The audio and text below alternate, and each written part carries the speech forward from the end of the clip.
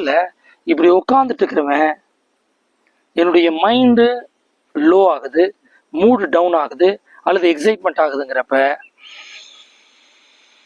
First மூச்சில் என்னோட ஸ்போர்ச்சர், அதாவது அமர்ந்திருக்கக்கூடிய நிலையை மாற்றி முதுகு தண்டோடத்தை நேராகிட்டேன், மூச்சு இழுத்துட்டே சரி பண்ணிட்டேன். எவ்வளோ மேக்ஸிமம் ஃபில் பண்ணணும் ஃபில் பண்ணிட்டேன். மூச்சு நிதானமாக வெளிவிடுறேன். வெளிவிடுறப்ப முதல்ல மேலே இருக்கக்கூடிய காற்று வெளியே போகுது.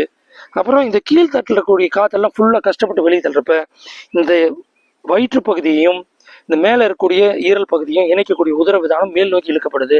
அந்த மேலே இழுக்கிறதுனால தான் இது மடங்கி சுருங்குது. காற்று இங்கெல்லாம் வர்றதில்லை.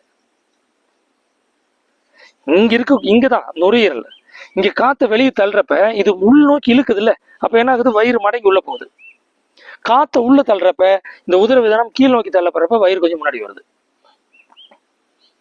இது அப்டமனல் பிரீத்திங் அப்படின்னு அப்டமனல் மூவ் ஆனாலுமே அப்டமனலுக்கு காத்து வராது, லங்ஸோட சரி.